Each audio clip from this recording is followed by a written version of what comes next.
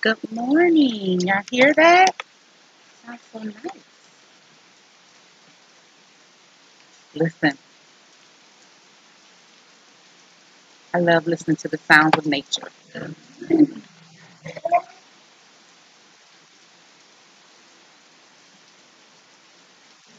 See that. So this little position makes me look hard to see, but that's okay. Welcome to Elephant in the Room. You are here. You've arrived. Thank you for coming. So this episode is going to be about Father's Day, my Father's Day message. When did it change it? It did not. That's so weird. Let me see.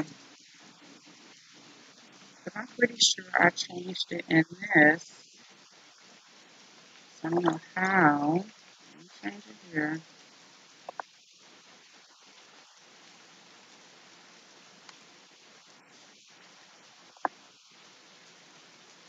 Oh, that didn't change right here.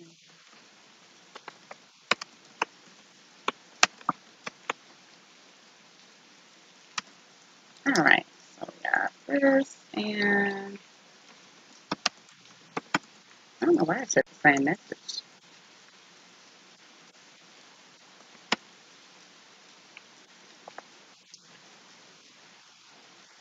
That's a fix such.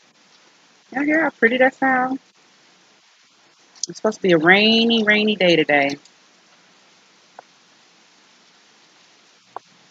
Sounds not as good. Now I gotta go buy Ethernet. I got an Ethernet cable, but I think that one doesn't have the prong on it as well. I want to go back to time with y'all and play something that we probably haven't heard in a long time. This is not coming up like I asked it to. Check, love it or leave it. I don't think we're gonna leave it.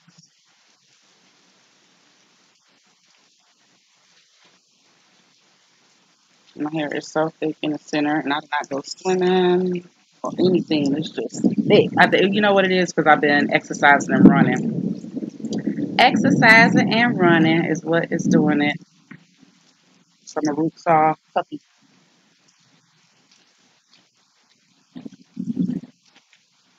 And have a group dialogue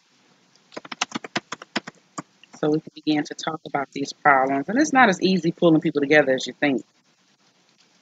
You know, it's not.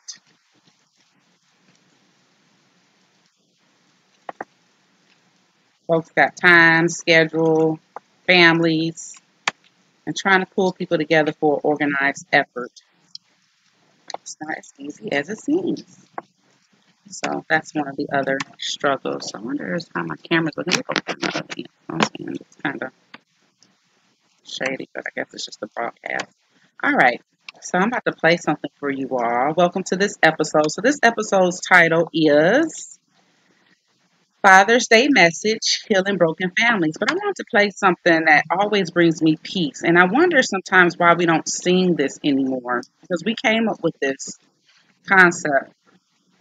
Just in case you all don't know what it is, it's Elephant in the Room, Black Empowerment, Love plus Education equals Power. I am your host, Maya In Situ, and I intend to be your melanated educator. So now we got all that out the way. We can move on. All right, so I want to bring this up to you. I'll play it for a few minutes and see if you all remember this.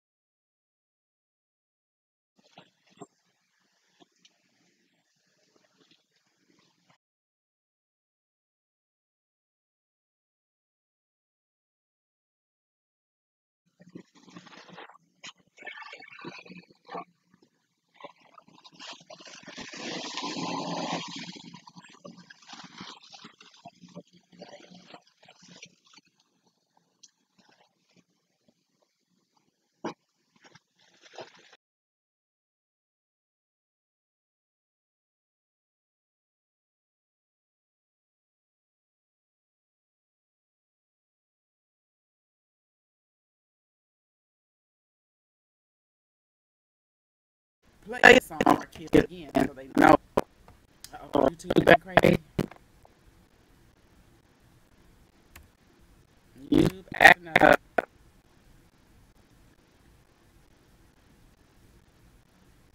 I swear.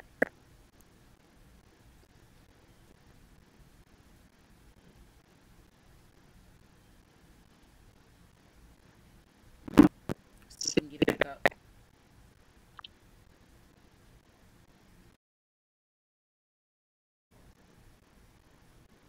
But I corresponded with folks that I enjoy talking to, and we are going to bring a round table about, and it will be a variety of types of couples, um, those in a relationship, those not in a relationship, those married, to bring good views in. So I'm pausing for the calls. Make sure my tube is back up. It's going to be interesting what this net neutrality does. I guess while I'm up here, I might as well pull up some information on it to find out what the terms is. What could that mean for us?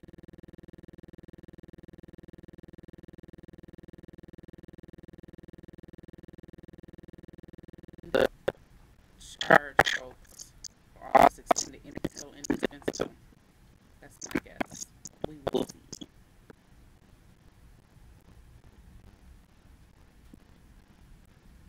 Interesting thing I found is that sometimes it's still working, even though it acts like it's not. Stream is still going through, but I have to check it on this end. Close this out. And close this out. See if that will help better. Close this one. Bring up the internet window again because the internet window is suffering. And it's my understanding when it's recorded on this end, it's good on another. So, who knows? Who knows?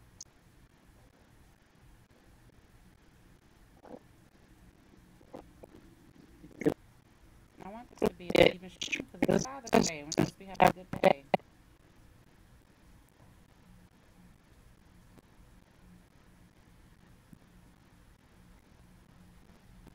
Hopefully it'll start running. Raining and going a little run, an afternoon run. Because I do afternoon, I do morning. I think it's good to switch your body up like that. Doesn't get comfortable. That's the thing about exercise working out is that you put your body in a comfort place so you can begin to break things down.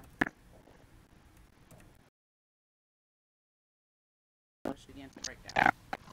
Maybe they build more than we can show.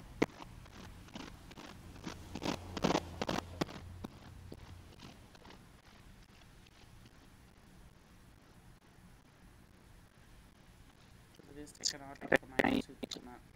So I'm just going to have to keep recording in faith that these things are happening. So I found that interesting, and now I want to go on and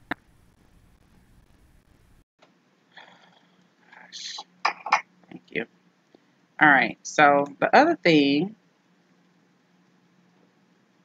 the language there, I don't know what language this is.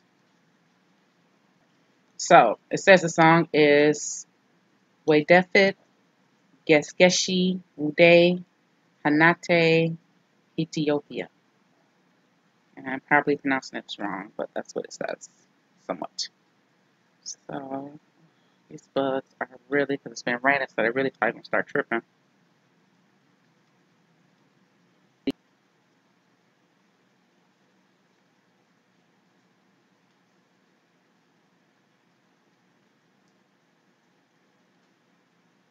I don't know if it's this one.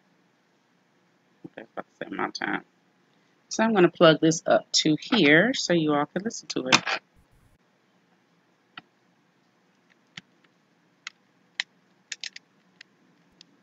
don't know if this one's long enough though. Take it all the way out. Just try to be able to listen to it. Take this all out of here. Make that happen. Because, alright. Let's play that. Let's try this one. Maybe that doesn't get it.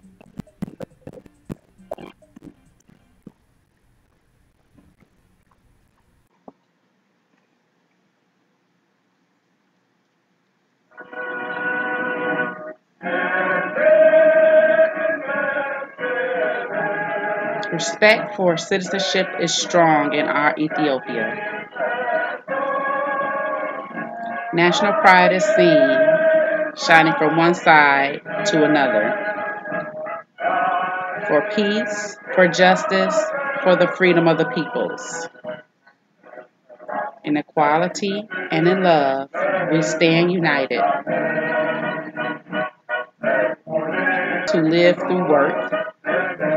Wonderful is the stage of tradition, mistress of proud heritage. We have a duty. Our Ethiopia live, and let us be proud of you. See?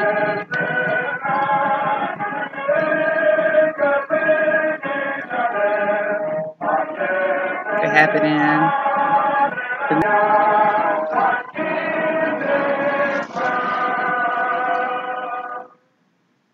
Let's listen to the one from Kenya. Kenya National Anthem.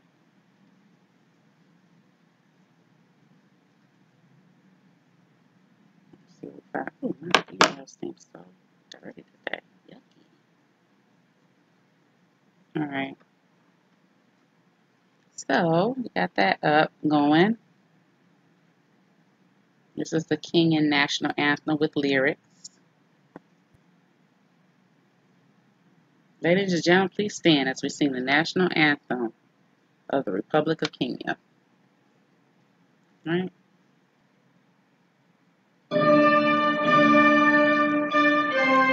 Imungu Naguvu Yetu. Lete Baraka Kwetu. Indugu Zetu. Or Zitu. Tufanye Sote Bidi.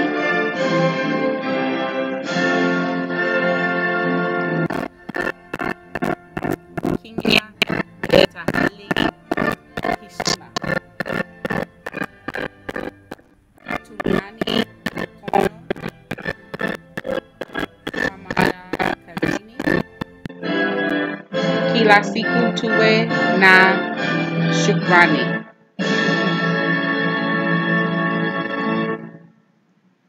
All right, so that's for the Kenyans. Let's see what the Nigerians got up. Nigerian. Y'all know how I get my little rabbit holes of information, so. Arise, O compatriots. Now this has it in English, which is interesting.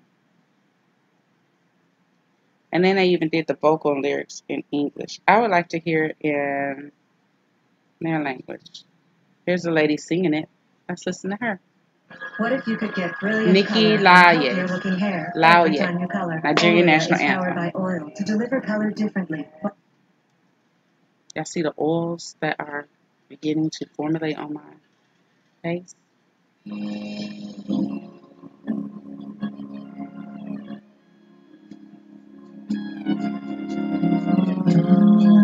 Rising compatriot,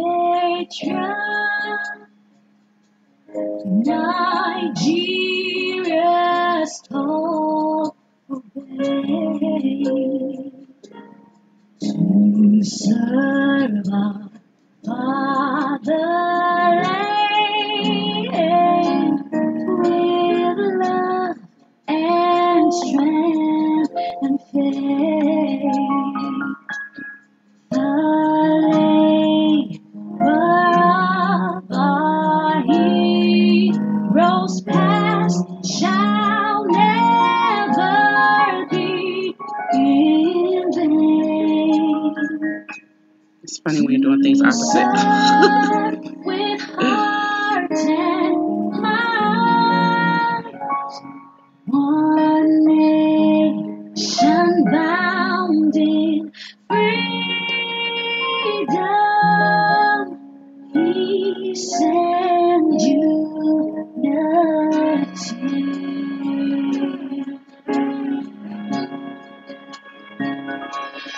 Oh God of creation,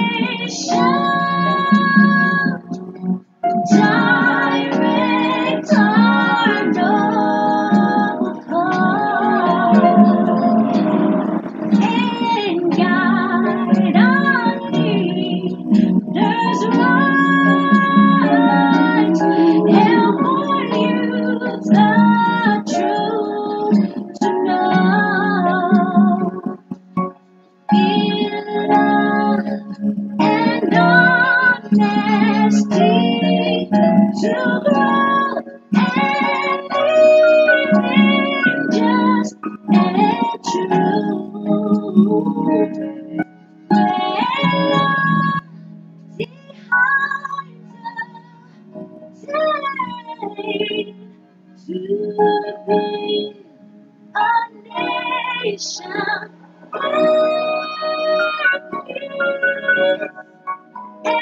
justice shall reign.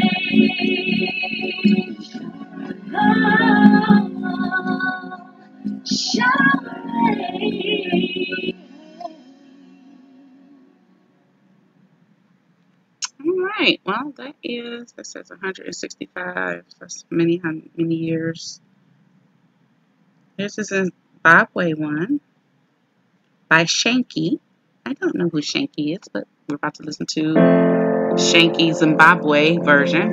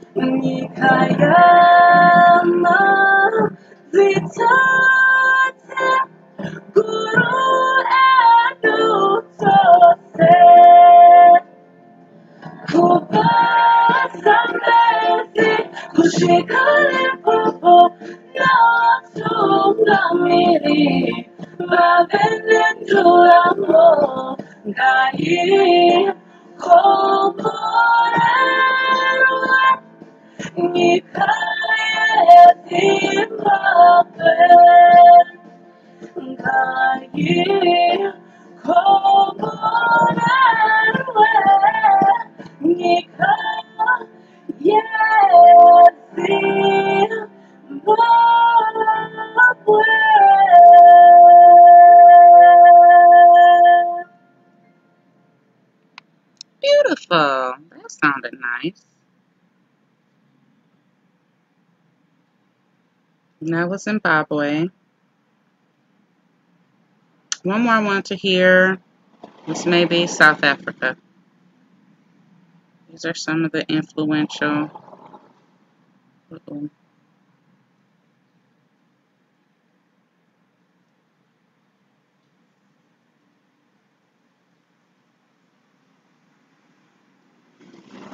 Okay, let's see what South Africa's national anthem is. This is in English, but I like it to be in their language. Let's try this one.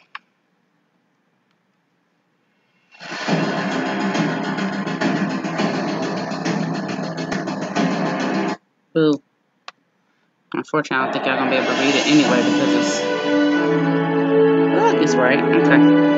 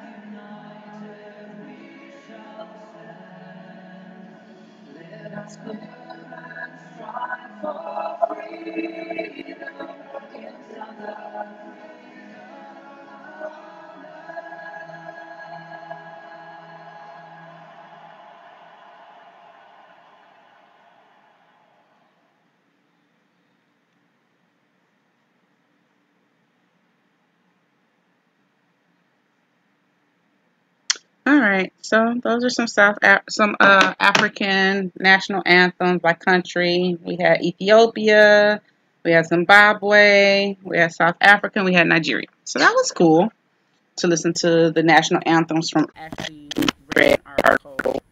I'll have to try to find it, but read an article that spoke to this fact and wanted to address it. Basically, discovered there's a possibility that as part of our culture now, and women have recognized that there aren't any benefits to keeping the man in the home, that they prefer to keep the man out. And so, because this is happening, there are males who are very active in their children's life, but they're not part of that household because a lot of women see the benefit of not having them there, for various reasons. This is a paradigm that needs to change. Having the man in the house is absolutely necessary. Having the man in the house is absolutely wanted, needed. It should be a protected status. We shouldn't be pushing the men outside of the home. I don't think that is beneficial to us overall. And so, how do we change this dynamic, which is the second half of the talk here?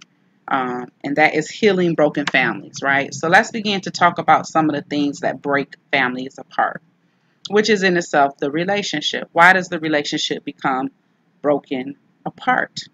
Well, the relationship becomes broken apart because of disagreements, right? Normal household disagreements. I can't live with your ways. Cheating, so infidelity in a lot of relationships. And it begs the question, well, what is fidelity in a relationship? Fidelity would be basically, making sure that household comes first, making sure that nothing can encroach that household outside relationships, making sure the household runs smooth, taking care of the finances of that household, and making sure that there are no outside persons that are able to influence that. So that does require that the individual is what we call faithful. And faithful meaning that it's not necessary to bring an outside person into the fold. And a lot of times, a lot of people, when they do decide to cheat, think that they can keep it secret, think that that outside relationship that they've created will not breach the household that they've created. But in a lot of cases, that's just not true, because the individual that you're with is paying attention to everything that you do. Okay, whether you believe it or not, just like you pay attention to everything about them for the most part, unless you're just that absent from the relationship that you don't even realize what's going on. But for the most part, when you are getting to know someone, you're paying attention to almost all their ways, almost everything that they do, to determine whether this is a person that you could spend the remaining of your life with. And so as you get into the comforts of that relationship, maybe people get bored, maybe people aren't as committed as they would have wanted to be, maybe this is not what they bargained for, etc., etc. I'm about to go turn my fan up, y'all, because I want to blow these bugs out of my hemisphere. My puppy dog girl is really enjoying it.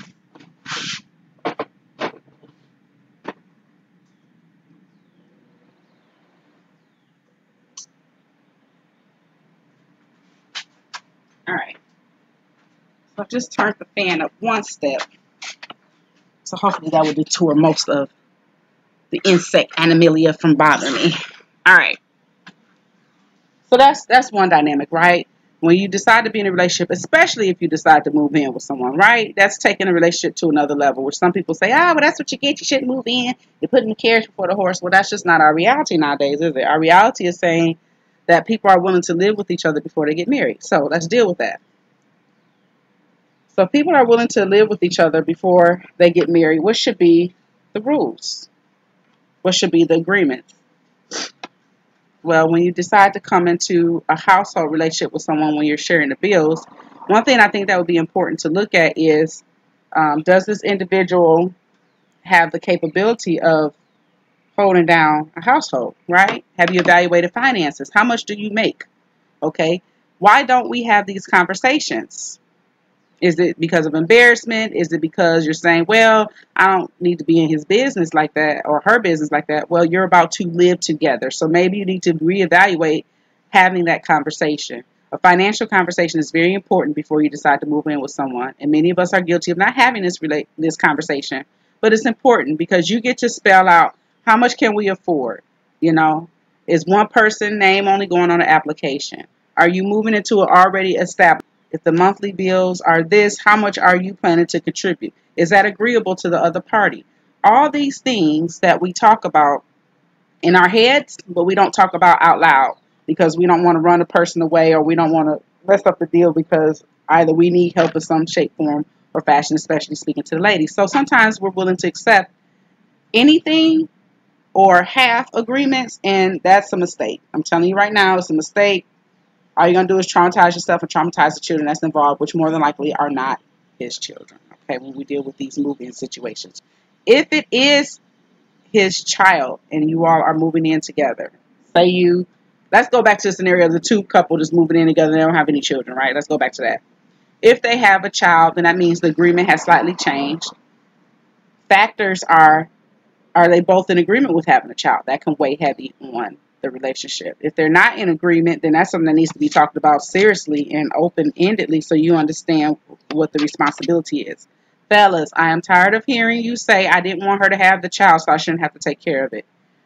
That is your infantile state. Okay, that is not your maturity state. That is not your adult ego speaking. That is your child ego speaking because you are still throwing a temper tantrum about her having a child when actually you did the implantation, okay? I keep telling me you have more control over this process than you think. You decide where the seed goes, whether you meant for it to go there or not.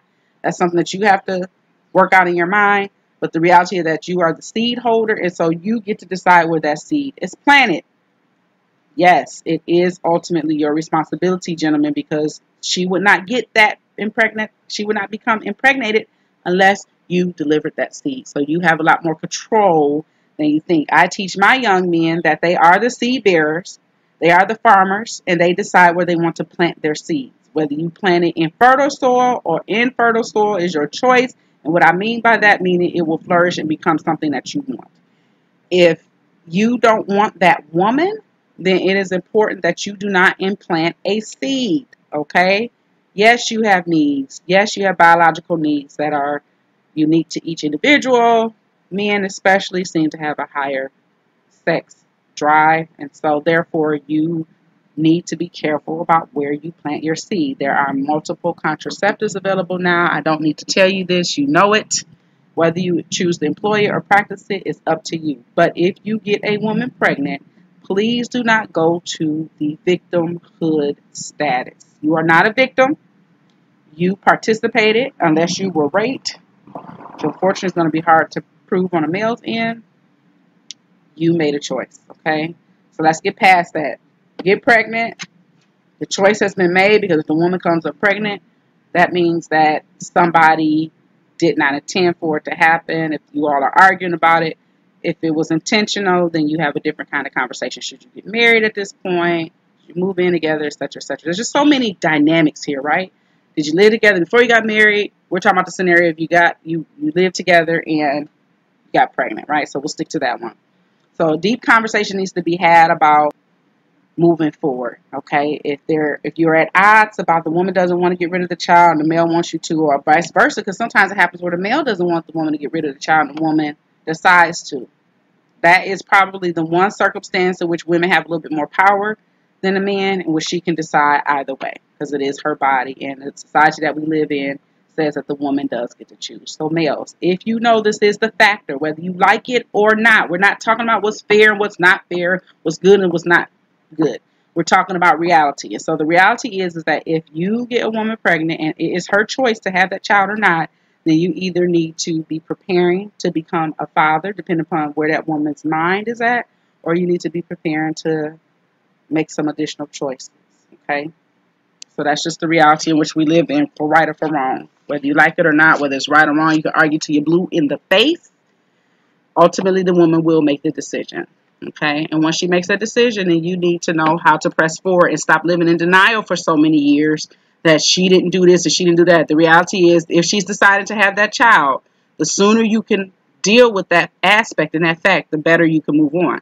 Now, it is my suggestion that if that situation is turned into friction, men, did you know that you have the choice to go down and file paperwork for yourselves to get paternity started and to start a child support case? Men, did you know that a lot of times when you do this, it puts you at the higher end because you initiated and not the woman. She didn't have to drag you to court. You started the court case on your own. And men who choose to do this tend to be more favored in the system. Now, we got some crazy systems out there. Not all of them are built equally. I can't say that that's 100% the case, but in talking to a lot of men, I have noticed that this, I have heard that this is the better outcome for you all, to initiate your own case and not let the women drag you down there after 2 or 3 years not paying child support. It's like any other court case, burden approved, you know, all the information is being drawn up at the course, behavior, all those things are factored in. What was your behavior up until this point? So if you are in denial for so long, 2, 3, 4, 5 years,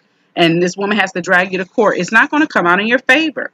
So it's about working smarter and not harder. You're working harder for yourself if you make the woman do the work. Make her work for 2, 3, 5 years. Because then it makes her look like a victim.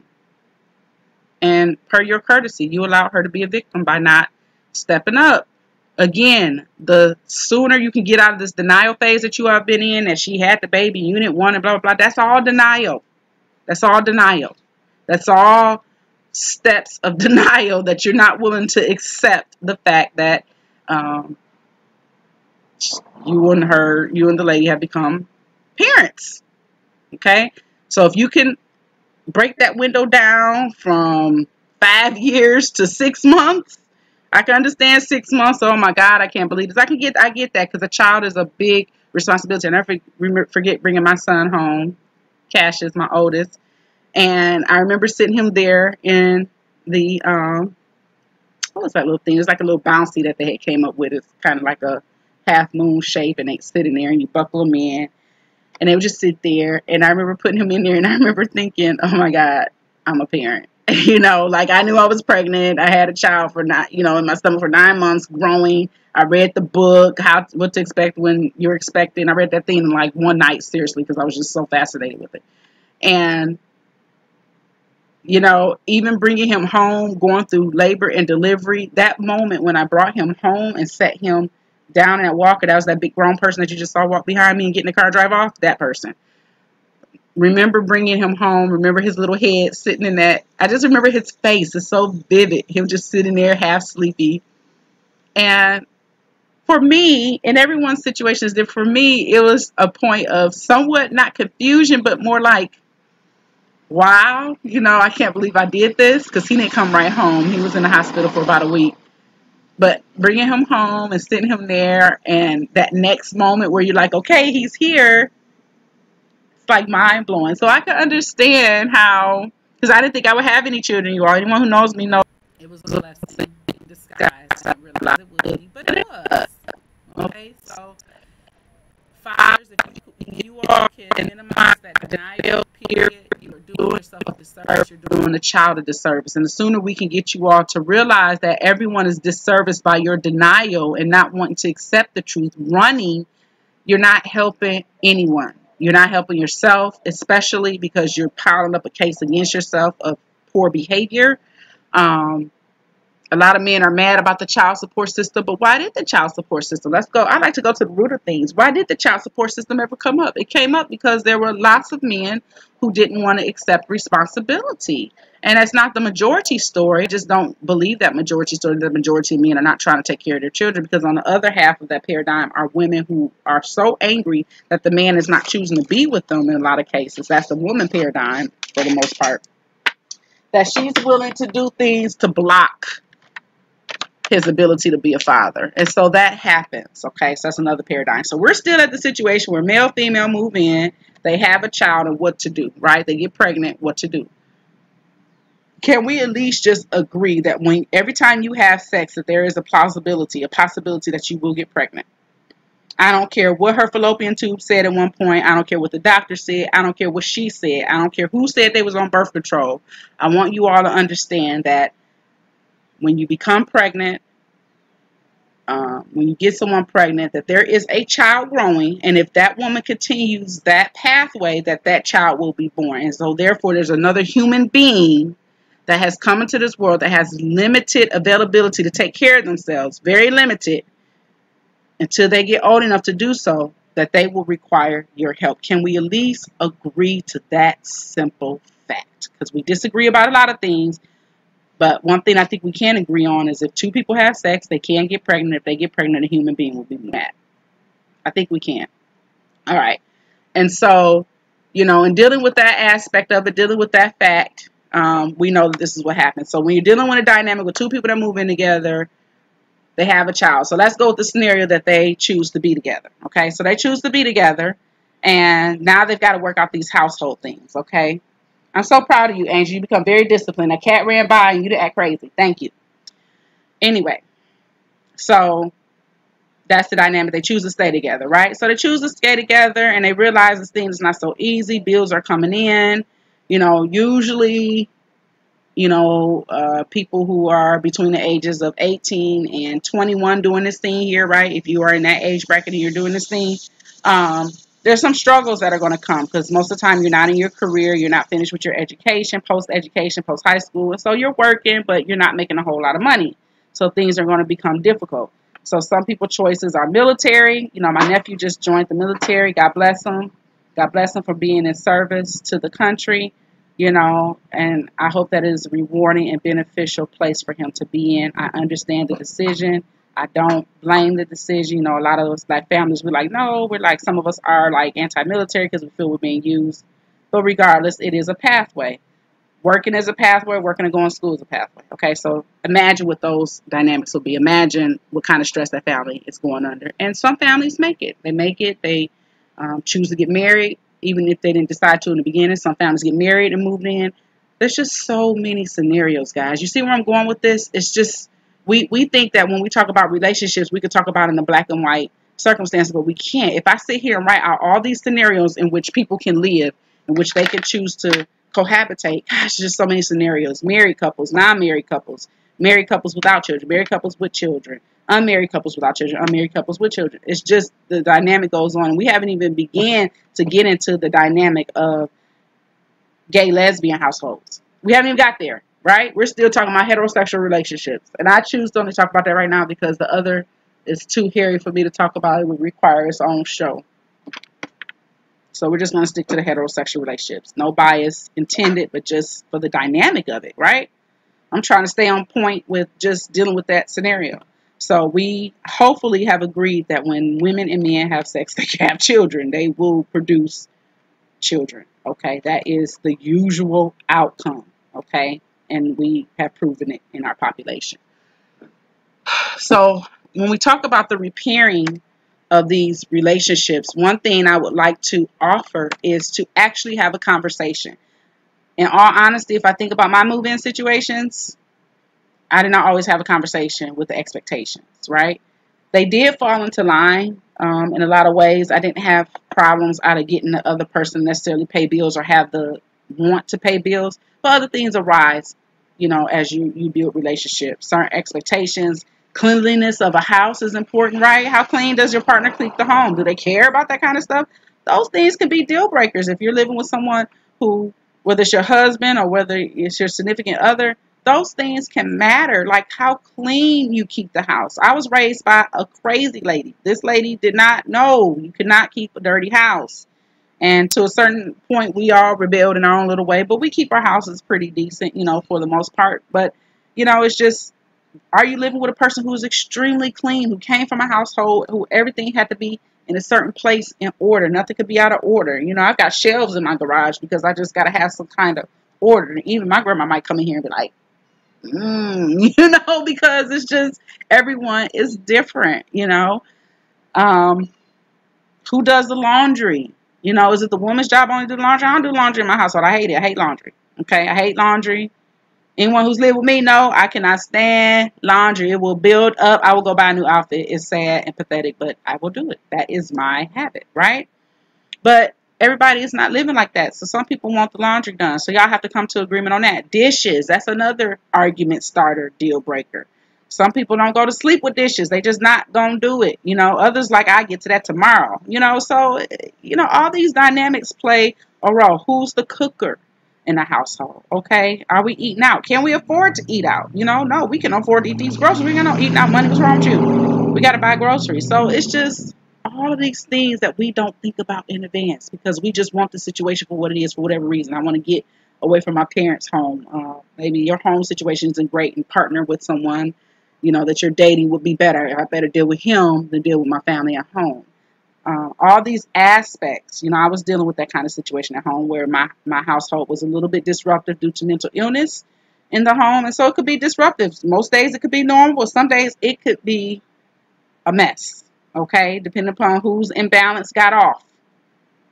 Okay, that's a reality. It's not a comfortable reality to talk about, but it is a reality. Some of us are dealing with mental illness in our households, and so the youngsters want to get away from that. They want to get as far away from that as they can, so they get into move-in situations. That's just part of it. It's like I don't even feel like I hit the tip of the iceberg, right? So we got dishwashing duties, cooking duties, we've got laundry duties. Those are all the main pillars of running a household, right? And then we haven't even gotten into the bills, right? Someone loses a job, during the process. How do you deal with that? Can you afford to pay the bills by yourself with one income? Okay, sometimes you get women in a situation where they have the man and they don't want to work. They don't want to work. The man is able to take care of the bills, but they're not going to have much extra. They're not doing nothing. Is she complaining? We're not doing anything. You don't take me nowhere. Oh, my God. You don't love me. No, boo-boo. One income to two income household is a significant difference by thousands of dollars, okay, per year. And so if you do the math and get just a simple piece of paper, we don't write enough down. We have to start writing things down again. I know it seems so asinine and like anal to sit there and write things down, but the more you write down, the more you begin to see what's really going on. Write down those household bills. I talked about that in my financial show a few weeks back or more. Write down your expenditures. How much do you have to spend every month? Okay, you have to write that down so you understand what is going out the door and comparing it to what is coming into the door. How is this a part of Father's Day? Well, fathers are part of a household. Households are a community. Community is what makes that partial world go round. And so we're wondering why our communities are in the situation that they're in. All these things play a role in the factor. If it starts off with two people who move in together, who do not understand the dynamic of living together, then there's the breakdown right there. Breakdowns begin to happen right away, right there. This has everything to do with it. And in my mind, because I know the males that I know are very strong-willed, strong-minded, you all have the ability to say no or yes. No, I'm doing it. No, I'm not doing it. So in a way, you steer too. Women steer because we choose. We choose the man that we want to be with, right? So if a man comes up to us, talks to us, we smile, or we one or the other, right? That we're willing to deal with that individual. Once we make that decision to deal with that individual, then I don't want to say game on, but the reality begins to kick in, right? So we're still at two individuals, unmarried, choosing to live together, starting off with bills, right? That was just the bills. If we throw the child into it, there's a number where it talks about the average cost for diapers for a baby. Let me see if my computer has caught up and become comfortable. It's almost like a so let me just Google that right quick for you all. Put my internet on my phone, and I'm going to tell you all how much it is for diapers, right? Now, Pampers gives out the diapers for life. That seems like the golden prize. Cost of diapers. Let's just look at cost of diapers per month, right? This is on a site called Baby Center. The cost is $30 to $60 per month for disposable diapers, right? So 60 times, on the high end, 60 times 12 is about $720 a year. Some say more than $550 per year, okay? Let's look at formula.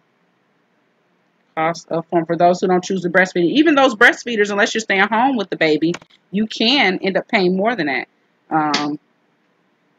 Cost of formula. And a lot of moms choose to breastfeed, but even so, sometimes as the baby get older, it's not enough. I breastfed my youngest son for over a year, and it became like a supplement. Breast milk was like a comfort supplement. After a while, it was no longer the primary source of nutrition because they were getting bigger and they needed more than that. Okay, so sweat. They're saying 11 cents per ounce. That's really breaking it down. And so February this year, it said financial costs of not breastfeeding by Kelly Mom. What have they calculated? They calculated per day about $1.68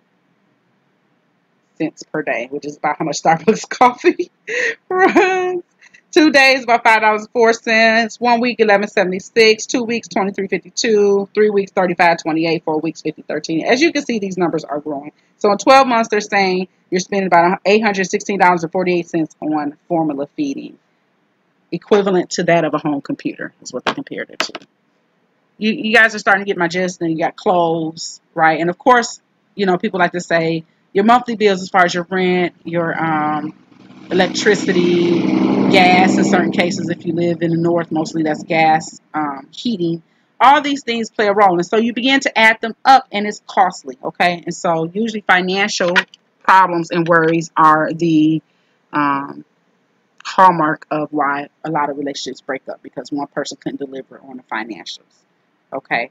So we're only talking about two individuals who came together as single people, moved in together, and the plausibility of them having a child. So all you got to do is compound that by 2 children, 3 children, how many ever people may have. I think I know someone with 7 and 9 children, you know, and you know they take care of their kids, but it's an extreme dynamic that has to be recognized, that these households are existing, and we wonder why there's problems. Well, there's problems because nobody ever talks about anything, especially in the Black community. We don't discuss things we think is right, writing things down, organizing things. We just want to let live and let live. Well, unfortunately, that is the fallacy of our existence right now. We have to learn to begin to plan better, talk about things more, have those uncomfortable conversations. You know, well, hey, when you move in with me, what do you plan on paying? You know, the rent come due. Next thing you know, they're like, oh, I ain't got my rent. Well, you knew that rent was due. But these are some of the immaturities that are happening in people relationships, believe it or not. You know, some people are dealing with a person who was supposed to be with them that don't want to pay their side of the bills. And then when you ask them to pay bills, then they go, oh, I could move somewhere. I'll move back with my mama. How is that helping me?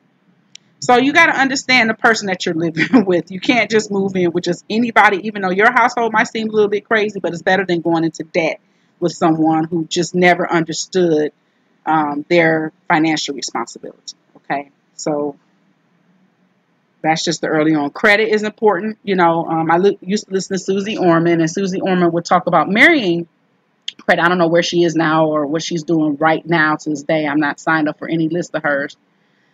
And she talks about financially marrying. And what she means is looking at your portfolios, deciding whether or not they are a good match, and whether it's a good time for you all to marry and marry your households, because your finances have to marry well in order for your household to marry well. You can move in together on love. That's great. That's a good foundation. But love is not what carries everything over. It's similar to my argument that I make with those who have, you know, dogmatic beliefs. So if this book is all I need, that book is not going to show you how to build a building. It's not going to show you how to be a good business person. It's not going to show you none of that. It's going to give you certain principles to help you live life, but it doesn't give everything. That's why we have a variety of educational materials. If you're one person that believes in one book solves all, maybe that's the reason why you're having problems. Maybe it's your testimony for why you don't have problems. But all I'm saying is one book doesn't solve all of anything. One way of thinking doesn't solve all of everything. One way of delivering something doesn't solve everything. You have to be willing to look at other dynamics in order to pull that one thing concept together. It's made of multiple things. Okay. So as far as how this applies to our community, because we have these loose agreements, because we don't really pay attention to solid agreements, we're not even willing to put things down on paper. So if you're moving in with a person that you're not married to, right, that means that that person has a loose interest with you. They don't really have to give you anything. If they want to leave, they can. If they don't have to. If they're not on your lease agreement, then that means that they can do whatever they want.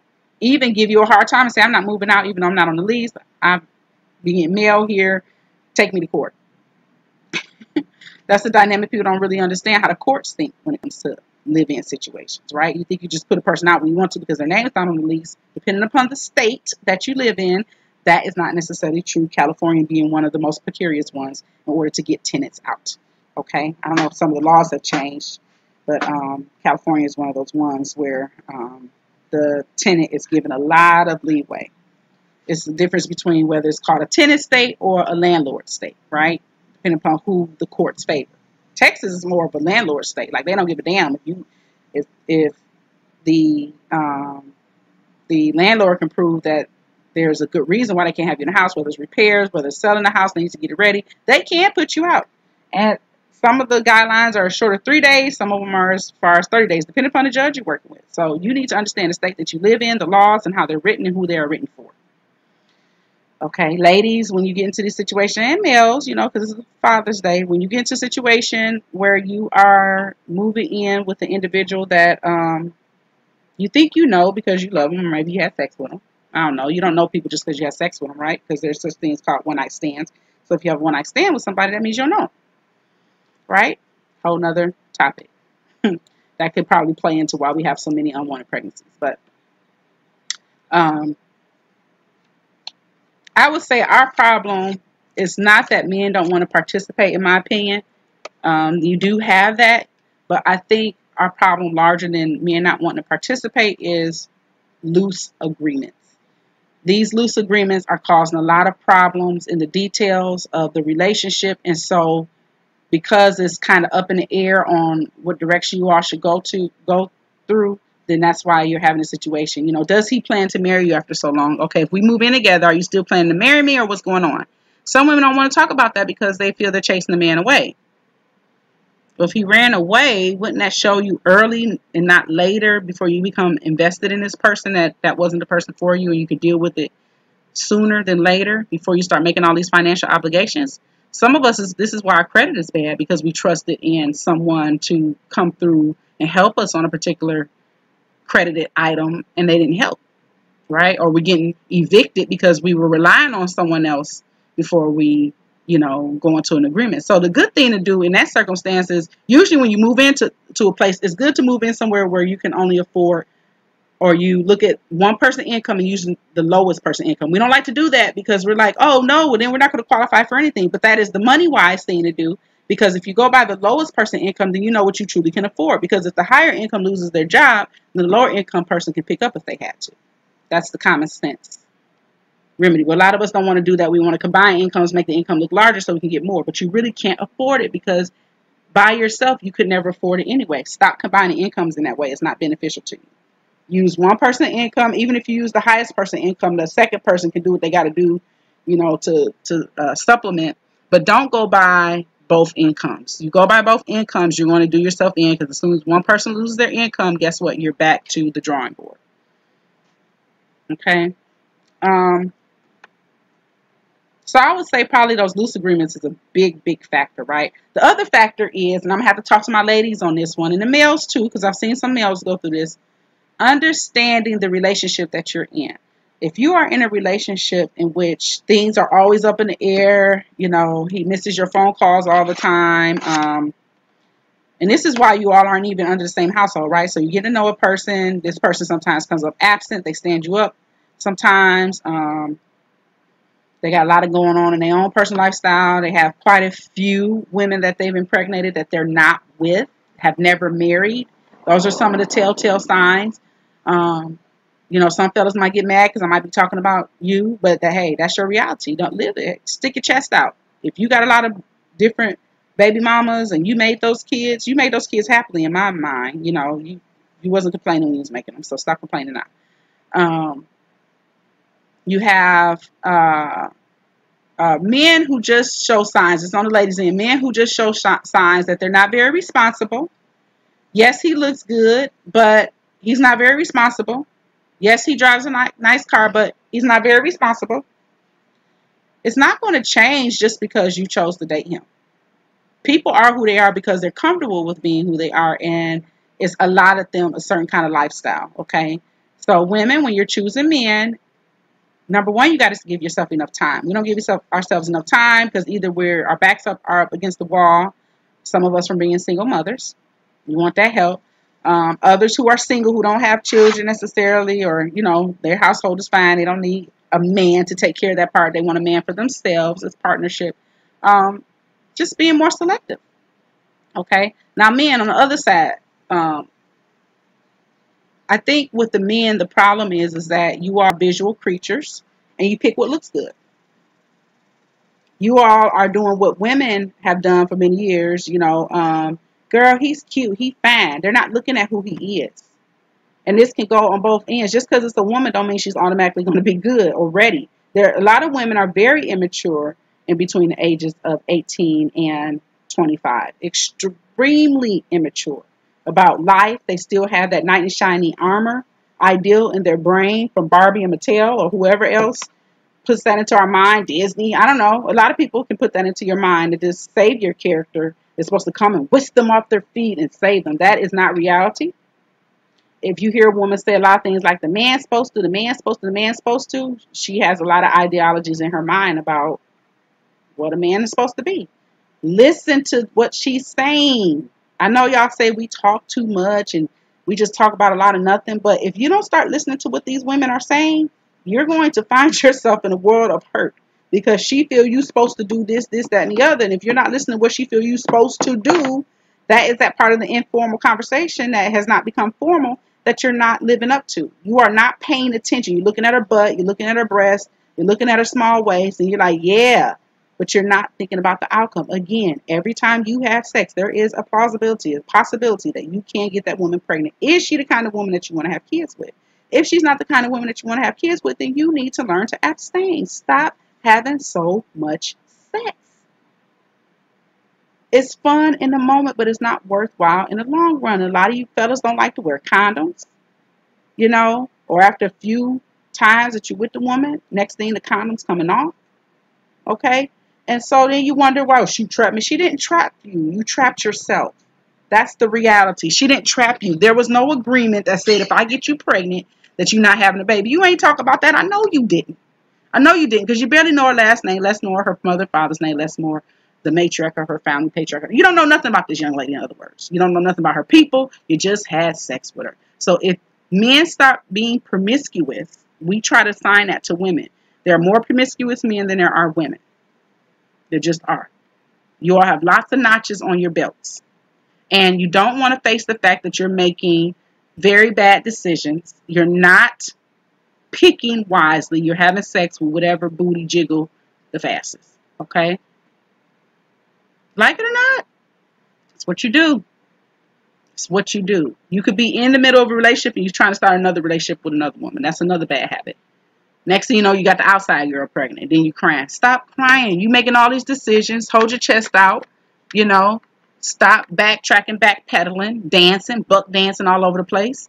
You decided to make these decisions. These are all, what we see in our society are all representative of decisions that we have all made. None of us can run from it. We could try to pretend like, no, it's a decision that you made. What did you do? That's the only thing you can take control of is what you did. What did you do? And are you going to keep doing it? For those with 5, 7, 9, 11 baby mamas, bruh, you don't have nobody to blame but yourself. For some reason, there's something inside of you that just could not stop. It got out of control. And now it's in the form of baby mama. And if you look at your whole life, you realize that most of your life is out of control. Most of the things that you're doing are out of control. A lot of the ways that you're living are out of control. And so you're not making good decisions. I don't know if I ever was able to get this up on my Facebook. You're not making good decisions. Okay? And so that's the reality of it, whether you like it or not. Whether you like it or not. You are not making good decisions about the women that you're selecting. I often put the responsibility on the man, because again, I have 2 boys, and when I look at the dynamic of it all, and I look at my own life, especially with my oldest son's father, he was older than me, and how I looked at that later on as a woman maturing, learning things about myself, learning things about my own life, I realized that he made a bad choice, and so did I. But I put the blame on him because he was older than me. He understood a little bit more than I did. He just wasn't mature enough to make good decisions. And so his maturity level determined the detriment of our relationship. And although we built quite a few things together, you know, for our age coming up, it didn't last because, you know, he still was not mature enough to make good decisions. He was still running out with different women, you know, cheating all over the place, blaming on me, you gained weight. Okay, well, did you help me lose the weight? No, you didn't help me lose the weight. So either way it go, he just wasn't making good decisions. Okay, and that's what broke up our relationship. And that's what landed him in a position that he was in, because he was all distraught, mad, ended up in a situation that he was. So that's just the way it is, you know. Sometimes we make bad decisions, all of us. You know, I made the bad decision instead of finishing up with school and going a pathway of school and deciding to be with him because I didn't want to be in a household, you know, dealing with the household that I was dealing with. I thought it would be a good idea to deal with him, stay at home, go to school locally. It wasn't the best choice. I have to live with that. I did not make the best choice. I had a scholarship, should have went off to school, finished school, and became the adult human that I'm supposed to be. But at the same time, I can't regret too much because, you know, I love my children. So life is one of those fickle, funny kind of things to where you can regret, you can look at what you did wrong, but ultimately, sometimes things happen the way they happen. They are what they are. We have to live with them. So, I guess it comes down to making good choices, ultimately, right? The choice of how you date, the choice of moving in with someone. What are the expectations if you're going to move in with someone? Are you going to turn that into a marriage? Do you want to be married? You know, some people don't ever want to be married, and they're not discussing it with the other person that they're with. They're just and oh yeah and them, and they're not telling the truth. And whoever's in that relationship on either end, you have to decide for yourself whether this person is telling the truth or not. You know, are they sticking to what it is that they agreed to? Because if you never made them make any agreements, guess what? Doesn't matter. It's that loose agreement kind of thing. I just thought you were going to, and I thought you was the kind of person. It doesn't matter what kind of person you thought they were. What did you talk about? Okay. Did you make a full agreement with this individual? Life is about agreements. All the things that we do are about agreements. And when you're in a relationship, I think those agreements need to be more solidified than anything else because they carry over to all other parts of our lifestyle. How many coworkers do you know come to work, they mad as hell because they mad at their significant other? Affects everybody work day. So these close relationships matter because they spill out into our greater relationships out in the world. And so if we don't have good close-knit relationships, then when we get out to the world, we don't have good relationships. We don't make agreements with employers because we're used to doing this at home. Well, you only paid me this, you paid them that. Well, that other person asked for more money. You ain't asked for nothing. You're just like, I just want to work. I just want a job. But you never asked them. Well, you never researched the marketplace. You never looked at how much money, you know, that marketplace can make and what's the maximum you can ask for. You just went in happy to get a job. You didn't do any research. Same thing with relationships. You didn't do any research. You didn't get to know that person long enough. You didn't spend enough time around that person. Some of you women and men are not around the other person's family.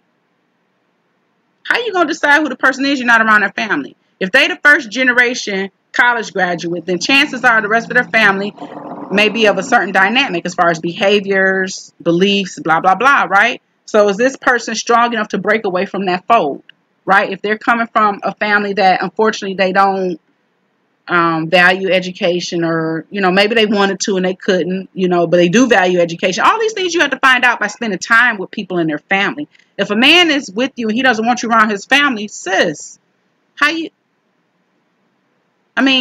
what kind of relationship are you having if he doesn't want you to be around his family? Brother, if she doesn't want you to come around her family, is she embarrassed? I mean, what's going on? You just have to ask these questions. And these are hard questions because the person, again, looks good. They seem to be your visual prototype.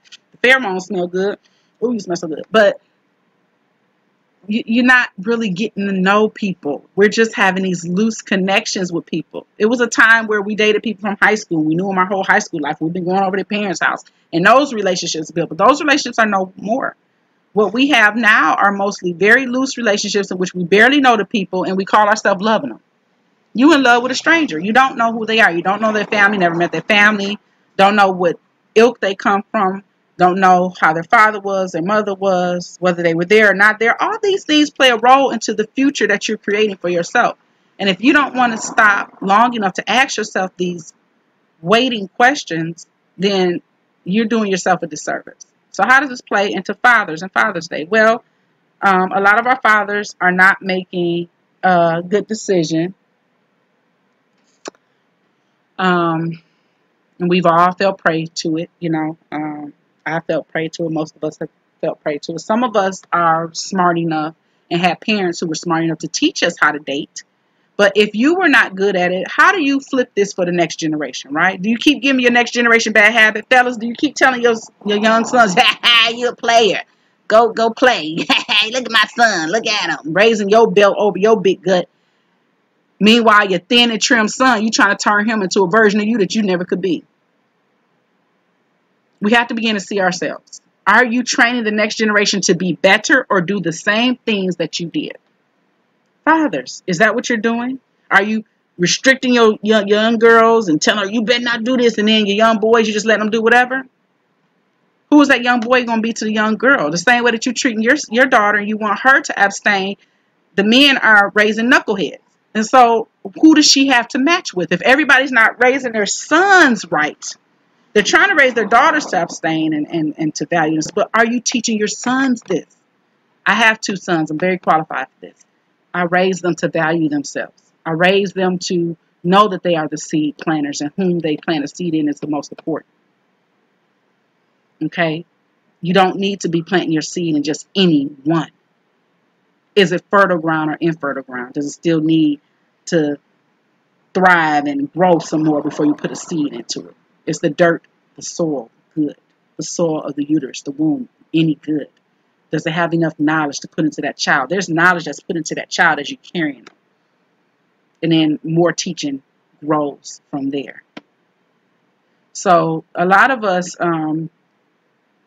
we've been going about it wrong.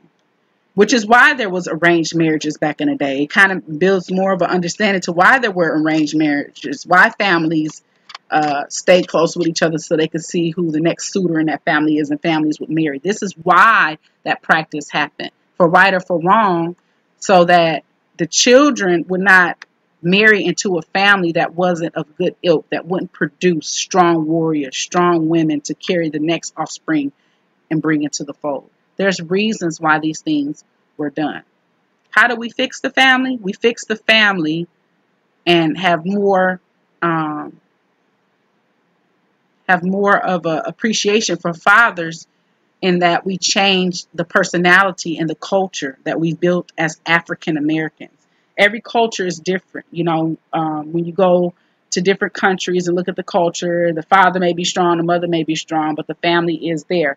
In African American culture, to a certain degree, we have broken down our families, and we know the reasons for that. But I don't want to get into what outside forces have done. I want to deal with us and what we can do to make it better. Once you wake up and realize, look around you and say, wow, this is really not the environment that I want, or the reality that I want for myself or for my children. I want them to do better than me. The only way you're going to do that is changing culture and changing patterns and behaviors. Right now, the culture that we have as African Americans isn't as positive as we would like, because, we've been branded as such to a certain degree, but we have accepted that brand. There's a couple of stages to this. So once somebody tells you, your name is this and it's supposed to be this, but they try to convince you that this is your name, you have to decide for yourself whether that's your name. And whether you got to go covert or just accept the name to make them think it so they can get off your back and you do something else under the scenes, that's very plausible. But to accept the name that someone else give you and actually incorporate those tenets in which they want to break you down, that's a whole nother animal. And we have to stop that. We have accepted the names that others have given to us, employed it within our families and our communities, and the outcome is a broken down relationship, a broken down household, broken down families, broken down community. At some point, you have to be able to see for yourself what is happening, what has happened, and what you can do to stop it. Solutions. The solution is recognizing the problem. The problem is people are creating partnerships and relationships without any kind of agreements, loose agreements. Okay? If you all got to sit down and write down an agreement between you and that person, you two sign it. Only you two know about it. Everybody don't have to know about it. Everybody don't have to be in your business. But sit down and write down an agreement between the two of you and sign it. In this amount of time, we plan to be here. In this amount of time, we want to visit this. We write this particular part of the agreement. It sounds silly, and it doesn't sound like a relationship. And the reason why it doesn't sound like a relationship is because we've accustomed ourselves to this loose relationship. And you tell me the outcome. So if what we've been doing has not been working, then maybe it's time to employ something else. It's okay to criticize what I'm saying and say, oh, she don't know what she's talking about, or she thinks she know and she don't know. Well, look at our community around us as a whole. Not you individually. Well, I'm doing fine. That's great for you. But what is that going to do for everyone else that is having a problem, that's struggling, that is encroaching on your territory? We say, oh, it doesn't affect us until it affects us. Then when it's time for your mother, daughter, sister, auntie, child to get out and be somebody and find a match, it's barely anyone to pick from. Number one, a lot of us are jail. We already know there's a problem with the prison industrial complex. We already know that it's a business, and we have to be smart enough to not let that business take advantage of us. Let them pick somebody else. Get them off our backs. If they need to run, let them run on somebody else. Let them run on themselves. But to keep doing things that allow us to get into these traps, that allow us not to be viable fathers in our households, in our communities, is not acceptable. And at some point, you have to be willing to take that finger that you point at someone else, which they say there's 1, 2, 3 point back at you, right? 4 maybe, point back at you, turn it back to yourself and say, what can I do to fix me? You have to fix yourself. We all do. If I'm overweight, for example, you all see me working out, posting my workouts. If I'm overweight, nobody can do anything about that but me. If I'm not paying my bills and my credit not right, no one can do anything about that but me. If my children are wayward and they're not doing what they're supposed to do, no one can do something about that but me. The educators, they can try to help, but if the core of it, which is the home relationship, is not working, that means they're going to go out into the world and display the things that they've learned to do in their closest environment, which is home. We keep wanting to blame everyone else, but we have to look at ourselves. That is the moral of the story, to look at yourself and see the things that you're not doing right and change them. And if you change them, the things around you will begin to change. The paradigm will begin to change. The outcomes will change. The reality will change. Just like when you decide, like say you decide on a particular, these flies, just on a particular, what do you want to call it? Career, right? If you decide to play football, but you don't watch any football films, you don't learn the plays from your football coach, you don't go in and do the best job you can do about learning that discipline, what difference does it make that you want to be a football player?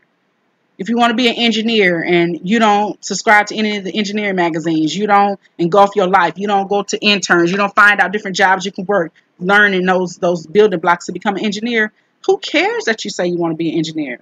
So if you decide to be a father, whether by accident or on purpose, either way it goes, if you're doing the things that can make you a father, then you have to begin to research and learn about what it is to be a father. Read a self-help magazine. Talk to other fathers who have a good track record of taking care of their kids. Stop listening to the guys out in the street like, well, my baby mama. If you know you don't have a good relationship with his children or the children's mom, why are you listening to him? Because it makes you feel good about your position? Because you know you're wrong, but you only want to be around a whole bunch of people that's doing the same wrong things? And then your child get 18 and you want to puff out your chest, look at my baby. You ain't did nothing in 18 years. Or the bare minimum. Did you go above and beyond for your flesh and blood? Because that's really what it's about. Did you go the extra mile? Oh, but you went the extra mile for that employer. That you wouldn't go the extra mile for your child. That doesn't make any sense. It makes absolutely no sense.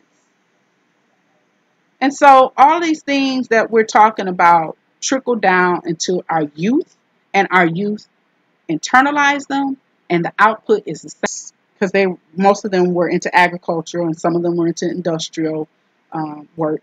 And a lot of them wanted their kids to get out of that because they wanted them to become educated and become the pathway of the future. And so they would push education on their kids. That's what they work hard just so their kids can go through education.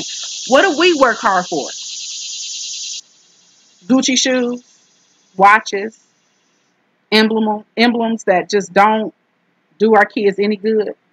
Half of the things that we buy, we're not invested in. We won't even go buy stock in the things that we buy. So again, these are all habits that we have formulated that don't grow the next generation.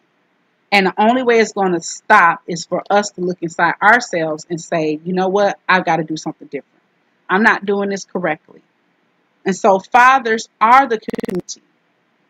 This is why I tell men when they start doing the women, men blame game, I say it's not just one person's fault. And I challenge the men that if you are the kings and the gods that you say that you are, get back on your throne. Why did you step off your throne? Why did you stop doing the kingly, godly things that you know inside you exist? Why aren't you taking the higher ground of walking away from an argument? I'm not going to argue with you. I'm just getting my car and drive off. You call me on the phone, cuss me out, it don't matter. But I'm not going to punch you. I'm just going to find an outlet. Sitting down, spending time with your kids. If you can spend time going to the homies on the block twice a week, and you haven't spent damn time with your own children, you ought to be ashamed. You ought to be ashamed. There's no way that you spend more time with the homies on the block than you do your own flesh and blood. There's something wrong with the way that you think. I just need an outlet. Well, then you should not have made children. That is a responsibility that you all do not want to take as human beings, women and men. It's not just the men, it's the women too. They complain, I got all these kids. Well, you let him have relations with you and you know that he don't like to pull out. But you want to be with that man. So it goes both ways. We all have these dynamics about ourselves that we're not doing the right thing. We're not. And it's hard to separate men from women when we need each other. The way that our world is structured, we need each other. We need each other to live on and we need each other to exist. One doesn't happen without the other.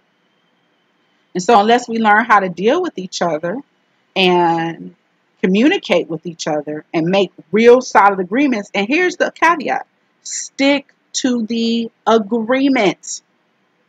If you said you were going to come get the kids on Saturday, I don't care whether homie had a bunch of dancers come through and you want to be there, too bad. Grow up. Grow up. You can't be there for the dancers when you're supposed to be there for your kids. You're telling me now that dancers hold more of a weight than your children? These are all things that we have to fix within ourselves. You say hanging out with the homeboys to drink and get drunk and then wake up like, oh, that was great. But what did you produce? Whereas if you sit there with your kids and spend a family night with them, even if you're not with the mom, spend a family night with them, that goes a long way in the kid's mind. And it shouldn't be happening so far in between, like you some kind of rock star dropping through, like they're supposed to be so happy. If they're looking at you like you're crazy, that's because you are crazy. After a while, your kids will look at you like you're crazy. And they will begin to tell you something about yourself. You're not going to like it. Oh, you got to have respect. Don't nobody have respect for you and you're not taking care of your business. I don't care who it is. And you should not expect respect from your children just because you birthed them into this world when you're not doing nothing.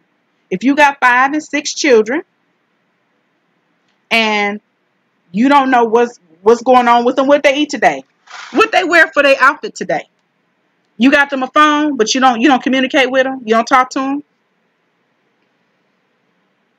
These are all things that we could change about ourselves, but we refuse. And so when you say what's wrong with the black community, stop asking. Stop asking what's wrong with the black community. What's wrong with the black community is you. It's me. It's us. You, me, us. That's what's wrong with the black community. I am what's wrong with the black community. I have to change myself. If the majority of African American women are overweight because we don't want to mess up our hair during exercise, what do you want me to say to that? If the majority of our men are overweight because drinking a beer is more important than keeping your health, smoking cigarettes, cigars, we know these things are going to kill us, but we still do it. And then you look at the next generation like, these kids, no, they're not. They're you. They're you hybrid. So they took a part of you and they took society and they made a new hybrid. Stop blaming the kids. These kids, they just would know you are out of control. When next time you fix your mouth to say these kids are out of control, you are out of control. You are what's wrong with the kids. Because we are not in our community. We have not created youth centers. We have not created youth programs. We haven't done this. We steady waiting on other people to do it. But we're the grown-ups. We swear we grown. We grown, right? I'm grown. I'm grown. Are you? Well, what kind of grown-up stuff are you doing? Are you building stuff for your community? Are you telling your brother that's not taking care of his kids, listen, bro, I can't hang around you, man. You're not taking care of your kids. Why are we hanging around people that's not taking care of kids? Well, it ain't my business. I can't be in that man's life, but you hang out with him and pull him out of the house and go hang out with him on your free night when he ain't taking care of his kids 7 days a week. Stop including that homie. He don't get to, you in the losers club. You don't get to be in my club, homie. You don't take care of your kids. I can't hang with you, brother. Take care of your kids, brother. And the more those people become ostracized, that's just plain out not caring about their kids. Other side of the coin, women, stop thinking that because you get with a man that got multiple children or one children that you much better than that other woman, because you don't know what happened in that relationship. You don't know what he did or she did. You don't know. So stop comparing yourself and saying, "Oh, I'm better. I'm better than him. I'm gonna show her, and I'm one up the baby mama." Just have disrespect for the other woman. Just outright disrespectful. You think you gotta.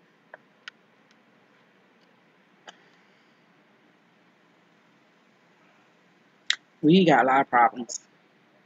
We got a lot of problems. We're in competition where we shouldn't be, and where we should be, we are not. We're not competing with these other companies for contracts and businesses and loans and government contracts. We are competing with each other for who has on the best outfit. We're competing with each other for who has the best car. All things that hold only depreciative value. I want to celebrate Father's Day. I am partial to men in that I believe that the man is the link, but I think it's a link through allowing the women to tell you all what you need to do. If you haven't noticed, you call us nagging and saying we nagging, but if you think about the woman's function, we are the, what would you call it? We are the equalizers. We balance. We can't help it. We balance. That's the majority of our function. While the man goes out and toils and do the things, we bring that balance. Say, ooh, babe, I see you doing this. Babe, watch out for that. Because our eyes see in a different way than a man's eyes see. Our souls see in a different way than a man's soul see. And that's a compliment. It's not meant to one up or antagonize. It's meant to compliment. And men, you all have to stop this dominating attitude that you know everything. You don't know everything. You just don't. It's impossible. It's okay to get help from wherever. It doesn't have to matter whether it comes from a woman or a man, just who knows. If someone knows, then it's okay to accept that advice. This over masculinity, over femininity, it's just getting too far. We are one of the same cloth. We're coming from almost the same place. If you came from a woman and a man, that woman and man came from a woman and man. So it's all connected. You understand? We have to get past this. Stop blaming each other. I'm quick to get on people's stuff. No, stop blaming the other person. How did you contribute? Oh, well, no, stop arguing. How did you contribute? How did you contribute to the cause and effect and the outcomes of the society? Is your household that much better? Because if you haven't solved the problems of the world, our world, then we all are part of the problem. And we have to start offering solutions. It's going to be no way to get around it. There are a lot of great fathers. I know a lot of great men and fathers. I have them in my family. I see them. I may have not had the traditional family, mother, father, family in one household, but I learned a lot from that. I learned a lot from the men that stood up and was there for us in loss. In their own way. And none of it was perfect. It's not meant to be perfect, but it's meant to be usable. It's meant to be executable. If you can take something that a male in your family is good at, say you don't have the father in your household, but there are men in your family, where'd they go? So if there are older men in your family and they seem to be doing okay, go sit and talk with them. Talk with them about and run some things across them. If you only listen to the women in your family, you don't have balance. Although as good of women as they may be, and as good a job as they may be, you still need that other counterpart to contribute to the dialogue, to the decision making. Find a male in your family that's doing okay and build a relationship with that male so you can have that balance. You need that balance. We need that balance. It can't just be all female and it just can't be all male. Balance. Balance. That's how you create that balance. So that's the Father's Day message I want to deliver, that we still have work to do. There are a lot of great fathers out here. I pay homage to the fathers that are doing good. Thank you. Take care of business. Continue to take care of business. But it doesn't just stop there. Just because you're doing okay don't mean everybody else is doing okay. So you see someone that you know, sit down and talk to them. Listen to them. Just let them vent. And then offer to them what you would do. Not without even judging them. Without telling them, oh man, you wrong as hell. You know, they probably wrong as two left feet. Just listen to them. Listen to what they have to say. Like, hey man, this is what I did. And sometimes they'll take that little hint. There are lost people in this world. I've had lost people run past me. They just lost.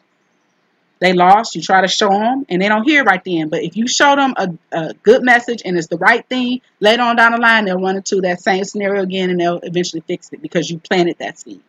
We have to plant seeds of truth in people, whether they want to hear it right then and there. You don't have to argue with people. Learn when you're not winning the argument.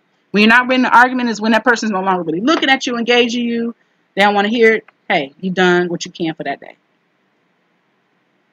And then live a life that is productive.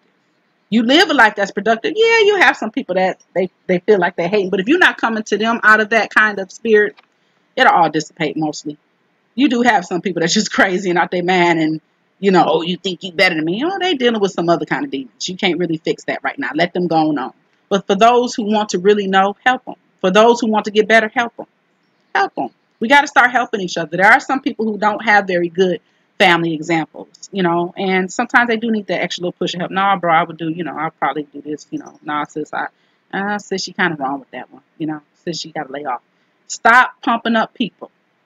Yeah, girl, he shouldn't do this. Every male-female relationship is not the same. So you can't attach your broken relationship to everyone else's. That's not what happened. What happened in their relationship is not what happened in your relationship. So you can't just be like, girl, these men, they bad. No, not every man is bad. Not every woman is good. And vice versa. Not every woman is bad and not every man is good. So if you don't have the discernment to listen to a person's situation and give wisdom off, be quiet. Don't give them no advice. I ain't got no advice. I can't help you. Maybe y'all should go to family counseling. That's something we don't do at all. We pay for it under our insurance. Believe it or not, you paying for counseling under your insurance. Most of us who have work, employee insurance, you paying for it. That segment never gets used at all. We use the therapeutic versions of our health insurance, and we should start. We should start getting ourselves some help. Talk to people who have stood on the shoulders of others who have done these studies, who have taken the time out to do studies, to evaluate human behavior. These things are not, some of them have been used to hurt us, but some of these things have not been used to hurt us. Some of these things could help us. Whether whoever is created by, it could be an Indian person, it could be an Arabic person, it could be an African person, it could be a European person. Some of these tools have been used to help human beings, and they did not have any bias in it. They just wanted to help human beings. They are out here. So everything, you can't just slate everything under one area. Oh, that's, yeah, I heard that they did some studies back at Tuskegee Institute, so I can't trust the white man medicine no more. They ain't the white man medicine. That's what y'all not getting. All of these things have been developed out of theories over time, and we have piggybacked on top of each other as human beings. No human being had one answer. They usually looked at the study of someone else, expounded upon it, found something else new within it, and published it. But because we don't study the sciences anymore, we're not educating ourselves. You don't have to go back to school to go to the library and educate yourself. You know how many books the library got on science alone that you can go out, rent, read, return back? There has to be a desire to educate ourselves in the things that we want to know about. Relationships is something we need to take out time to learn more about. We're not very good at relationships anymore because we learned them from people that had malice towards us. And so in this country, we learn our relationship patterns in the most negative way. But at a certain point, you have to say, I realize that this happened and I have to correct that behavior. You can't continue to blame other people. So I'm about to put my running shoes on and go for my run, y'all. It's Father's Day. My wonderful person in my life is out with his daughter. So sweet. I love seeing stuff like that. I love seeing men embracing their daughters, being there for their daughters, because you don't understand how intricate that relationship is for a woman to have her father. It is so important. It's very important. And if you're lucky enough of a woman to have extended family that pay as much attention to you as a father would, God bless that union as well. You know, bless that union as well. Let the Creator's light shine through you. So the point is that we can't do it by ourselves. Try to mend the broken relationships. It's not going to be easy, because once the relationship becomes broken, people become quite bitter, and it happens. But also just understanding that, what is broken in yourself. Because that's what you can control the most, right, is yourself. And once I learned to control myself, then outcomes came better at that in a lot of dynamics. I would like to think that right now the relationships that I have are not broken. They've been mending, and they've been learning from themselves. I can talk to people from my past without having hatred in my heart, because I've incorporated love. I don't choose to be evil. I don't choose to be hateful. I don't choose to be spiteful. These are all attributes that don't do us any good. I appreciate y'all for coming. I want to say happy Father's Day to all the fathers. If you're not doing as good a job as you would like to do, and you feel a guilt about that, that's the first step. Because if you're feeling something about it, that means that you are still unconscious of it. And you can fix it one day at a time. Don't be embarrassed. If people are going to talk crap, they're going to say stuff. They're going to be, oh, you coming over today, and you just ignore them. Yeah, I decided to do a good job. They make a joke out of it. And then continue. Surprise that woman. Let her know I'm not any of the things that you said that I am. I'm not a deadbeat. I do care about my children. Yes, you get on my nerves, but I'm still going to take care of these kids regardless. Find a way, brothers. Find a way, because your kids' future depend on it.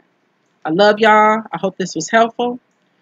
I hope you have a great Father's Day in whatever you do today. And I hope that we begin to mend our relationships, because there are ways to do it. They're not easy pathways. We're not always going to do the right thing, but if we employ the works of other people who have been through it and who have done it and who have found ways that have helped them, if we can employ some of those, then that will help too. And it may require that you do some research. Go out, search people who have had these blended relationships or difficult relationships, new families, blended families, divorced families. Even people who have had to go through a divorce need that extra help, because it's a traumatic experience. Divorce is not easy, and it creates scars. And so all these things about us that make us us can be healed, can be repaired, and can often result in very positive relationships. I believe in you all. I believe in us. I'm going to continue to do this. As long as life is in my body, I'm going to continue to give helpful hints that I think will help us be better people. So I hope y'all have a great Sunday. Happy Sunday. I'm going to go enjoy the rest of my Sunday. Peace and love from the Melanated Educator, Maya Institute. Peace.